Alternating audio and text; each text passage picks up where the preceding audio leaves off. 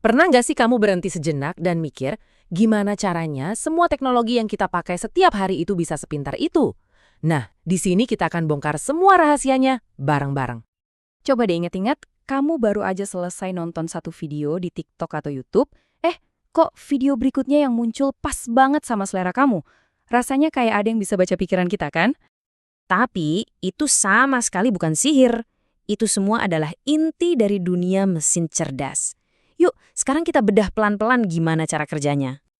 Oke, langkah pertama, kita buat jadi semacam detektif digital adalah dengan belajar berpikir komputasional. Ini tuh cara kita melihat sebuah masalah dari sudut pandang komputer. Petunjuk pertama kita namanya dekomposisi. Gampangnya gini deh, bayangin kamu dihadapkan sama puzzle 1000 keping. Pasti pusing banget kan kalau mau langsung selesain semuanya sekaligus? Pastinya, kamu bakal mulai dari yang gampang dulu. Mungkin cari pinggirannya dulu, terus kelompokin warna-warna yang sama. Nah, dengan memecah masalah raksasa jadi potongan-potongan kecil yang lebih gampang diurus, semuanya jadi lebih masuk akal. Dan ternyata, komputer juga mikirnya persis kayak gitu. Oke, setelah masalahnya kita pecah-pecah jadi lebih kecil, sekarang kita butuh semacam resep rahasia buat menyelesaikannya. Yuk kita lihat petunjuk berikutnya. Nah, resep di dunia komputer ini namanya algoritma. Algoritma itu pada dasarnya adalah daftar instruksi yang super jelas, langkah demi langkah, supaya nggak ada yang namanya salah jalan. Biar lebih kebayang, kita pakai contoh Pepi, yang mau bikin teh manis. Nah, supaya rasanya pas dan nggak gagal, dia butuh banget instruksi yang jelas. Mulai dari ambil gelas, tuang air panas, sampai masukin tehnya. Simple banget kan? Tapi percaya deh, urutan langkah-langkah sederhana ini sebenarnya adalah fondasi dari semua kode komputer. Setiap langkahnya harus pas. Kalau enggak, hasilnya bisa kacau balau. Nah, resep atau algoritma tadi itu yang jadi nyawa buat semua gawai kita. Sekarang yuk kita lihat lebih dalam gimana prosesnya berjalan. Ternyata, semuanya bekerja dalam satu siklus yang sama, non-stop, jutaan kali per detik. Ada masukan, lalu diproses, dan terakhir menghasilkan luaran. Atau kalau bahasa kerennya, input, proses, output. Kita coba pakai perumpamaan menanam ya. Inputnya itu adalah saat kamu menanam sebuah benih. Ini adalah perintah awal yang kamu berikan. Kemudian, prosesnya adalah semua kerjaan di belakang layar. Saat kamu siram benih itu dan kasih sinar matahari. Bagian yang gak langsung kelihatan. Dan tada, outputnya adalah bunga yang mekar dengan indah. Inilah hasil akhir yang bisa kamu nikmati, sama seperti yang kamu lihat di layarmu. Nah, lihat deh tabel ini biar makin jelas. Waktu kamu ngetik, inputnya itu ya jari kamu yang neken keyboard. Prosesnya, aplikasi di dalam langsung mengubahnya jadi huruf.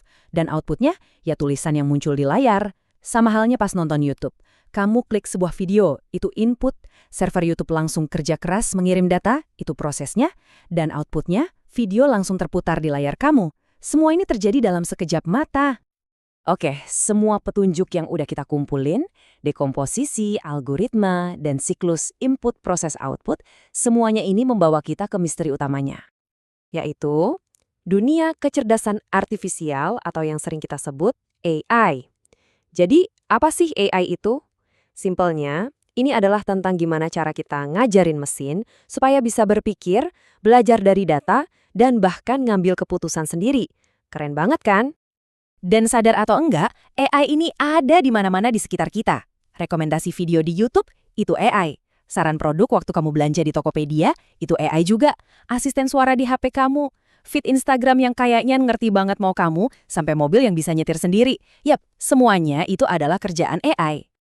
Terus gimana cara AI belajar? Mirip kayak kita. Misalnya kita mau ngajarin AI buat bedain mana gambar ikan dan mana gambar sampah. Kita tinggal kasih lihat ribuan contoh gambar. Lama-lama, dia bakal paham sendiri polanya. Atau coba deh main game kayak Quick Draw. Setiap gambar yang kamu buat itu sebenarnya jadi guru buat si AI. Jadi AI itu bukan cuma ngikutin perintah, tapi dia beneran bisa belajar dan makin pintar dari setiap interaksi kita dengannya. Nah, sekarang kamu udah tahu semua rahasia dasarnya. Ini artinya, kamu nggak cuma bisa jadi pengguna teknologi, tapi kamu juga punya potensi buat jadi penciptanya. Ada banyak banget loh alat bantu, contohnya Scratch, yang bikin coding itu jadi segampang main Lego. Kamu tinggal susun balok-balok perintah buat bikin game atau animasi karyamu sendiri. Seru banget. Jadi, poin penting yang bisa kita ambil adalah ini. Dengan paham cara kerja teknologi dan AI di baliknya, kita itu jadi lebih dari sekedar konsumen. Kita bisa berpikir lebih kritis, lebih kreatif, dan yang terpenting, kita bisa ikut menentukan gimana caranya teknologi ini dipakai untuk hal-hal yang baik. Jadi, setelah tahu semua rahasia ini, sekarang giliran kamu. Kira-kira inovasi keren apa nih yang bakal kamu ciptakan?